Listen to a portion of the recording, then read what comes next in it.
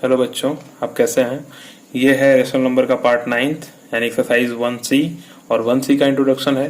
हम जब क्वेश्चन लगाएंगे 1C का तो उससे पहले उसके बारे में थोड़ा सा जान जाते हैं कि क्या क्या चीज़ें होती हैं। तो सबसे पहले देखिए क्या दिया हुआ है कि 1C में हमको किस तरह के क्वेश्चन लगाने हैं। तो इसमें सबसे पहले दिया है कि एडिशन ऑफ रेशनल नंबर। तो हमको पहले सबसे पहली चीज़ पढ़ना है हमको addition of RN rational number. तो हमको एडिशन पढ़ना है इसका। तो अब एडिशन में क्या क्या चीज़ें होती हैं, बहुत सारी चीज़ें होती हैं, इनके अलग अलग रूल होते हैं कि कैसे कैसे हम इसको ऐड करेंगे। और इसमें बहुत सारी प्रॉपर्टी आपको देखनी पड़ेगी, 2 3 4 5 प्रॉपर्टी हैं जो कि आपको पढ़नी है। और उस प्रॉपर्टी से क्या होगा कि आपको पता चलेगा कि किस प्रॉपर्टी के हिसाब से ये चीज़ें होती हैं। आप तो करते हैं उसको, लेकिन आपको ये नहीं पता है कि कौन सी प्रॉपर्टी इसमें लगती है, ये ऐसे कैसे हो जाता है। तो अब हम इसमें देखेंगे, सबसे पहले दिया हुआ है कि आपके बुक में जो दिया हुआ है कि if 2 rational number are to be added, यानी इसको हम एडेड करते तो we should convert each of them into a rational number with positive denominator. तो देखिए इसमें सबसे पहली चीज हमको केस फर्स्ट में दिया हुआ है कि when given numbers have same denominator. कहने का मतलब डिनोमिनेटर जो भी नंबर दिए गए हैं उनके सेम डिनोमिनेटर है, यानी ये तो आपका फर्स्ट केस है। इसमें जो होता है सेम डिनोमिनेटर होता है।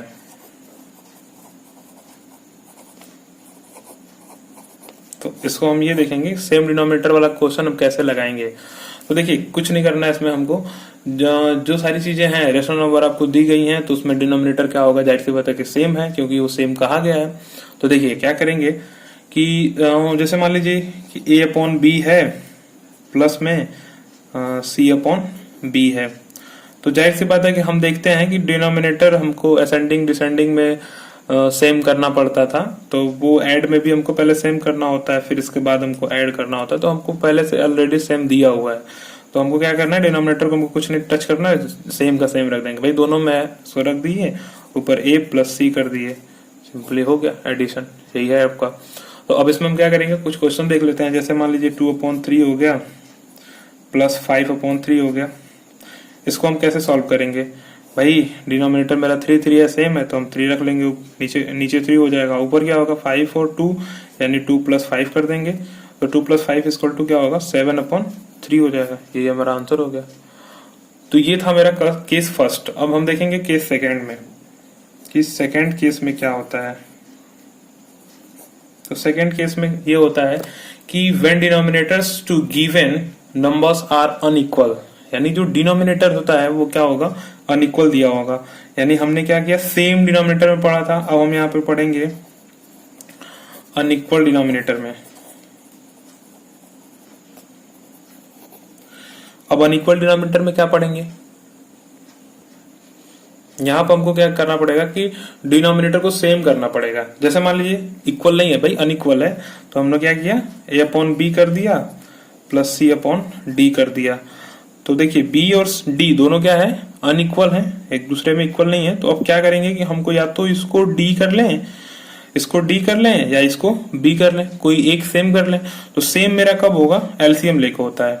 जब हम किसी भी दो नंबर का हम एलसीएम लेंगे तो वो उसको सेम हो जाता है। एलसीएम हम क्यों लेते हैं भाई, एलसीएम का मतलब क्या होता है, अब आप लोग जानते ही हैं, पिछली बार मैंने जब बताया था तो उसके एलसीएम और एचसीएफ दोनों के बारे में समझाया हुआ था। तो अब हम देखेंगे आपको कि जैसे देख लीजिए कोई भी आप फ्रैक्शन पढ़ते ही थे, पहले भी पढ़े हुए छोटे छोटे क्लास में, 5th में पढ़ाया जाता है एडिशन कैसे फ्रैक्शन का ऐड हम करते हैं। तो सेम चीजें रेशनल नंबर में भी वही होता है। जैसे कोई एग्जांपल ले लेते हैं, कोई अच्छा सा एग्जांपल देख लीजिए। मान लीजिए छोटा सा दे रहे हैं, समझ में आएगा बढ़िया से। जैसे मान लीजिए 2/3 हो गया और आपका हो गया आप सेम चीजें, इसको हम उल्टा कर देते हैं, हम इधर 3 कर लेते हैं, सब 5 कर लेते हैं। पिछला वाला एग्जांपल है आपका। अब देखिए यहाँ पे क्या है कि ये और ये दोनों क्या है, डिफरेंट है, एक दूसरे से अलग है। अब क्या करेंगे इसमें हम वही वाला फैक्टर वही क्या है कि निकालेंगे कि एलसीएम ऑफ 3 and 5। तो 3 5 का एलसीएम क्या होता है 15। ये 15 आपका क्या होगा, एलसीएम हो जाएगा। अब इस एलसीएम के हिसाब से हमको क्या करना पड़ेगा, सबका डिनोमिनेटर हमको 15 लाना पड़ेगा। तो अब हम क्या करेंगे, जैसे 2/5 है, सॉरी 2/3 है, और ये क्या हो जाएगा, हमको डिनोमिनेटर क्या लाना है, 15 लाना है। सॉरी, हम यहाँ बार बार 1 लिख दे रहे हैं, लेकिन 1 लिखना नहीं चाहिए, छोड़ देते हैं उसको।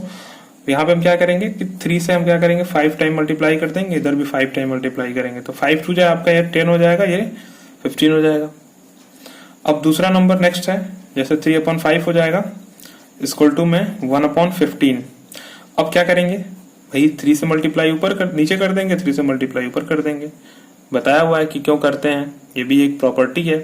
तो 3 3 जा क्या हो जाएगा आपका 9 हो जाएगा। तो देखिए अब मेरी बात कहाँ आ गई, 10/15।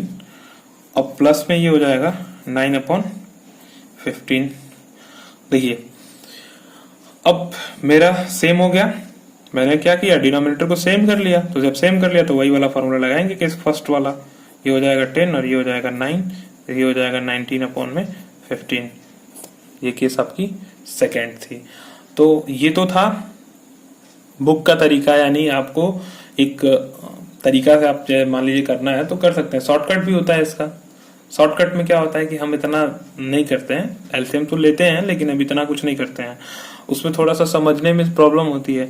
हम लोग तो भाई वैसे ही लगाते हैं, लेकिन बुक वाली सिस्टम है तो बुक वाला में आपको इसे समझाना पड़ता है। जैसे मान लीजिए 2/3 है और प्लस में C/D है। देखिए सॉरी, C/D मैंने लिख दिया, यहाँ पे होना चाहिए 3/5। यहाँ से हम आपको कट करते हैं, नेक्स्ट पेज पे बताते हैं। तो हम देखेंगे, जैसे मान लीजिए नेक्स्ट पेज पे हम आ गए, देखेंगे क्या है कि 2/3 है और प्लस में ये क्या हम लिए थे, 3/5 लिए थे। तो सिंपली हम क्या करेंगे, ऐसे कर देंगे और इसका एलसीएम निकाल लेंगे। तो एलसीएम क्या हो जाएगा हमारा 15 हो जाएगा। अब 3 से हम 15 में डिवाइड करेंगे तो 3 5 से 15 होता है और 5 से मल्टीप्लाई कर देंगे 2 में, यानी 5 इंटू हम 2 कर देंगे और ये हो जाएगा प्लस। फिर 5 से करेंगे 3 टाइम में मल्टीप्लाई होगा, डिवाइड होगा, और 3 को क्या करेंगे इसमें 3 में मल्टीप्लाई करेंगे तो 3 इंटू 3 हो जाएगा। तो ऊपर हो जाएगा आपका 10 और प्लस 9/15, ये हो जाएगा इक्वल टू 19/15। अब देखिए जैसे क्या होता है ना कि कभी कभी हम एलसीएम लेते हैं तो डिफरेंट आता है, कभी कभी हमको क्या करना पड़ता है कि ये दोनों में अगर कोई कॉमन नहीं होता तो हम इसको डायरेक्ट मल्टीप्लाई कर देते हैं। तो दिखने में आपको अगर कॉमन नहीं दिखता है, कोई ऐसा नंबर नहीं है कि जिसमें कॉमन नहीं है, तो एक और मेथड है, डायरेक्ट इसमें मल्टीप्लाई करिए, डायरेक्ट इसमें मल्टीप्लाई कर, इसमें मल्टीप्लाई करके लिख दीजिए। जैसे देखिए अब आपका 2/3 है प्लस 3/5 है। अब देखिए इसमें कॉमन कुछ दिख नहीं रहा है, ये आपको कैसे समझ में आएगा भाई, जाहिर सी बात है कॉमन तो है नहीं। अगर यहाँ पे 15 होता, यहाँ पे 9 होता तो आपको कॉमन 3 दिख जाता, तो उसका एलसीएम आपका डिफरेंट आएगा। अब इसमें क्या आएगा, कॉमन कुछ दिख नहीं रहा है, तो हम क्या करेंगे, इसमें मल्टीप्लाई इसका कर देंगे, इसमें मल्टीप्लाई इसका कर देंगे। तो ये हो जाएगा 5 2 10 और ये प्लस में कितना हो जाएगा 3 3 9, और हमने बोला इसका इसमें मल्टीप्लाई कर देंगे 15। सेम चीजें हो गई, यानी आप इसको शॉर्टकट कह सकते हैं, शॉर्टकट में किया जा सकता है। अब नेक्स्ट पे आते हैं हम लोग। अब हम लोग पढ़ेंगे प्रॉपर्टीज के बारे में, properties of addition of rational number. इनकी भी प्रॉपर्टीज होती है भाई, रैशनल नंबर के एडिशन में हमको प्रॉपर्टीज तो फॉलो करना पड़ेगा ना। तो देखिए पहली प्रॉपर्टीज क्या होती है हम ये देख लेते हैं। फर्स्ट प्रॉपर्टी है क्लोजर प्रॉपर्टी। भाई देखिए क्लोजर प्रॉपर्टी क्या होती है, हम लिख लेते हैं इसको, क्लोजर प्रॉपर्टी। अब देखिए क्लोजर प्रॉपर्टी में हम क्या करेंगे कि कुछ नहीं होता है, जैसे मान लीजिए सपोज दैट यहाँ पे आपकी बुक में जो दिया हुआ आपको पढ़ के सुना देते हैं, लिखा है कि the sum of two rational numbers is always a rational number.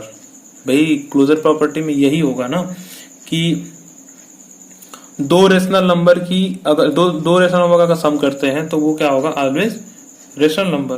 वो क्या होता है, एक रेशनल नंबर होता है। जैसे सपोज दैट एग्जांपल में हम ले लेते हैं, इसमें अभी भी दिया है कि if A/B and C/D are any two rational numbers then A/B plus C/D is also a rational number. ये क्या होगा, रेशनल नंबर होगा। जाहिर सी बात है भाई, कोई एग्जांपल देख लेते हैं। जैसे मान लीजिए 1/2 और प्लस में कुछ भी कर लेते हैं, जैसे मान लीजिए 1/2 हो गया, 3/2 कर लेते हैं। तो भाई ये भी रेशनल नंबर, ये भी रेशनल नंबर, ये कितना हो जाएगा, 2 हो जाएगा, इधर हो जाएगा आपका 4। तो 4 यानी इसको हम कट भी कर सकते हैं, नहीं भी कर सकते हैं। तो यानी अगर कट भी कर देंगे तो 2 आएगा, तो 2/1 इज अ रेशनल नंबर। तो जब कोई भी रेशनल नंबर को हम ऐड करेंगे, ये फर्स्ट प्रॉपर्टी आप याद करिएगा, कोई भी 2 रेशनल नंबर को हम ऐड करते हैं तो वो भी क्या होता है, हमेशा रेशनल नंबर होता है। दूसरी प्रॉपर्टी क्या होती है, आपकी सेकेंड प्रॉपर्टी आ जाती है। देखेंगे दूसरी प्रॉपर्टी में क्या होता है कि कम्यूटेटिव लॉ। तो कम्यूटेटिव लॉ क्या होता है, यानी 2 rational number can be added in any other, मतलब किसी दूसरे में हम अगर 2 रेशनल को यानी ऐड करते हैं, जैसे सपोज दैट कि 2 रेशनल नंबर है, कैन बी एडेड, वो ऐड होता है इन एनी अदर, दूसरे 10 फॉर एनी 2 रेशनल नंबर। जैसे मान लीजिए कोई भी है a/b प्लस c/d व्हेन, तो क्या होता है, जैसे सपोज दैट, अब छोड़ दीजिए वहां पे, अब रेशनल नंबर में आएंगे तो थोड़ा समझने में दिक्कत होगी। हम आते हैं सिंपल नंबर के बारे में आ जाते हैं। जैसे क्या होता है ना कि 2 + 3 क्या होता है भाई, 2 + 3 क्या होता है, 5 होता है। सिंपल सा है कि 2 + 3 = 5 हो गया। अब सेम चीजें हो गई यहाँ पे, देखिए अब कम्यूटेटिव में हम लोग पढ़ते थे, नंबर में भी पढ़े हैं कम्यूटेटिव के बारे में, यानी अगर हम इसको 3 + 2 कर देंगे तो क्या होगा, तभी तो 5 ही होगा ना भाई, हमने इसका प्लेस चेंज कर दिया। तो सेम चीजें हैं रेशनल नंबर में, अगर रेशनल नंबर है जैसे a/b है, अब प्लस में क्या हो गया, c/d हो गया। अब हम क्या करेंगे, इसको ये एक है, अब इसको दूसरे जगह पे हम लिखेंगे क्या, अब a/b था ना भाई, a/b था अब इसको हम यहाँ पे c/d कर देंगे, अब प्लस में ये क्या हो जाएगा, a/b हो जाएगा। ये कम्यूटेटिव लॉ में, कम्यूटेटिव लॉ यही होता है। अब आते हैं हम लोग प्रॉपर्टी नंबर 3 पे। थर्ड प्रॉपर्टी क्या कहता है ये समझ लेते हैं हम इसमें। थर्ड प्रॉपर्टी में क्या है, एसोसिएटिव लॉ। एसोसिएटिव लॉ क्या होता है, थोड़ी सी समझने वाली बात है। देखिए एसोसिएटिव लॉ में कुछ नहीं है, नंबर पे ही हम आपको इसको भी समझा देते हैं कि नंबर से नंबर को रिलेट करके इसमें हम समझाएंगे। जैसे मान लीजिए हम कर देंगे 2 + इन ब्रैकेट 3 + 5। ध्यान से देखिएगा इसको, यानी 2 + 3 + 5, तो क्या हो जाएगा, इन ब्रैकेट पहले हम ऐड कर लेते हैं, तो इनको ऐड करेंगे तो हो जाएगा 5 और ये 3, 8 और 8 2 10। अब हम क्या करेंगे, किसी एक नंबर को बाहर कर देंगे और 2 को अंदर कर देंगे, यानी इसको हम 3 कर दिए बाहर और इसमें 2 कर दिए और ये हो जाएगा 5, यानी 5 2 7 3 10। ध्यान दीजिएगा, 5 2 7 7 3 10, यानी इसमें भी 10 इसमें भी 10। तो अब भाई एसोसिएटिव लॉ किसको कहेंगे, एसोसिएटिव लॉ कोई भी 3 नंबर दिया है, 4 नंबर दिया है, यानी 3 नंबर पे ही हम देखेंगे, 3 नंबर दिया हुआ है, तो अब इसमें क्या करेंगे, तो कोई भी फ्रैक्शन ले लीजिए, जैसे हम फ्रैक्शन पे समझाएंगे आपको। अब हम देखेंगे, जैसे मान लीजिए a/b प्लस, अब यहां पे कर देंगे c/d प्लस e/f। अब ये तो है, दिख रहा है आपको। अब इसको हम एक तरीके से और लिख सकते हैं, मान लीजिए a/b को अंदर कर दिया, c/d हमने बाहर कर दिया, प्लस a/b प्लस e/f। इसमें e/f को भी बाहर कर सकते हैं, कोई दिक्कत नहीं है, इसको अंदर ले लीजिए, इसको बाहर कर लीजिए। तो कहने का मतलब यही है लॉ, यानी इसकी वैल्यू और इसकी वैल्यू, दोनों की वैल्यू क्या होगी, इक्वल होगी। तो अब समझ में आ गया होगा आपको एसोसिएटिव लॉ किसको कहते हैं। अब आते हैं हम लोग 4th प्रॉपर्टी पे, इसको थोड़ा समझने वाली बात है। लिखा है एग्जिस्टेंस ऑफ एडिटिव आइडेंटिटी। अब देखिए एग्जिस्टेंस ऑफ एडिटिव आइडेंटिटी क्या होती है, तो देखिए कभी भी आपको पूछा जाए कि एडिटिव आइडेंटिटी क्या होती है, तो अब ध्यान दीजिएगा कि 0 is called the additive identity of rational number. ध्यान दीजिएगा, यानी जो 0 है ना वो क्या है, एडिटिव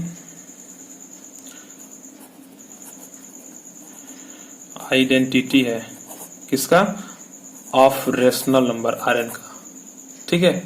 तो ये चीज आप ध्यान दीजिएगा। जैसे एग्जांपल दैट, अब इसमें कह रहा है कि 0 is a rational number such that the sum of any rational number and 0 is rational number itself. जैसे एग्जांपल ले लेते हैं, जैसे मान लीजिए अगर कोई रेशनल नंबर है 2/3 है, प्लस 0 करेंगे तो भाई ये 2/3 बचेगा ना, इटसेल्फ बचा रहा है ना, खुद को अपने खुद आ जा रहा है वो, यानी जो रेशनल नंबर हमने 0 में ऐड किया वही रेशनल नंबर होता है, बचता है।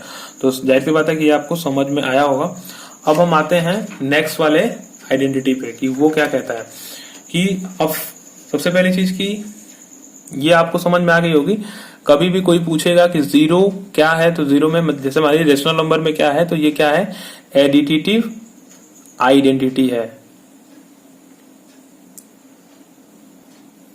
चलिए अब देखते हैं नेक्स्ट प्रॉपर्टी यानी अपना फोर्थ प्रॉपर्टी क्या है।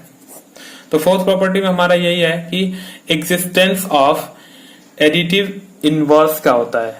यानी अगर हम आपसे पूछा जाए कि फिफ्थ प्रॉपर्टी आप खुद से बुक में देख लीजिएगा क्या होता है कि ये अगर मान लीजिए इनवर्स के बारे में पूछा जाए, एडिटिव इनवर्स के बारे में पूछा जाए तो अब क्या कहेंगे। तो जैसे देखिए कोई भी इनवर्स का मतलब क्या होगा, जैसे मान लीजिए सपोज दैट अगर कोई नंबर है, रेशनल नंबर है, उसका अगर हम एडिटिव इनवर्स लिख देते हैं तो उसको ऐड कर देते हैं तो उसकी वैल्यू क्या कर देता है, जीरो कर देता है। जैसे मान लीजिए suppose that a upon b है और plus minus a upon b है। अब ध्यान दीजिएगा हम क्या कह रहे हैं और क्या होगा इसमें।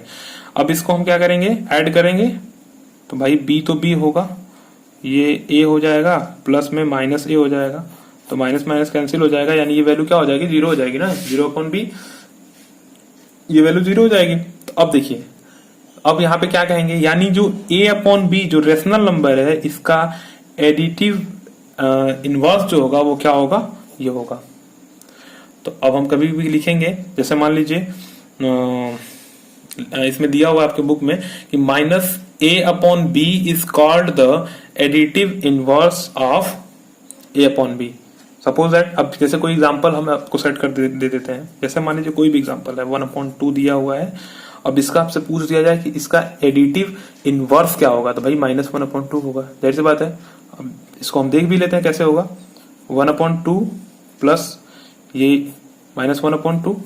अब इसको हम कैसे ऐड करेंगे, देखिए एलसीएम आपका क्या हो जाएगा, 2 हो जाएगा, ये 1 हो जाएगा, फिर प्लस इन 1 ये हो जाएगा, ये प्लस है, ये प्लस है, ये माइनस है, तो कैंसिल हो जाएगा, यानी 0/2 हो जाएगा, इसकी वैल्यू क्या हो जाएगी, 0 हो जाएगी। तो जब एडिटिव इनवर्स आता है तो उसकी वैल्यू क्या हो जाती है, 0 हो जाती है। उसको हम अगर एडिटिव इनवर्स को उसमें हम ऐड करते हैं, उसी नंबर का एडिटिव इनवर्स अगर उसी नंबर में हम ऐड कर देंगे तो उसकी वैल्यू क्या हो जाएगी, 0 हो जाएगी। तो आई होप कि ये वीडियो आपको समझ में आई होगी। अब हम मिलेंगे आपको नेक्स्ट वीडियो में।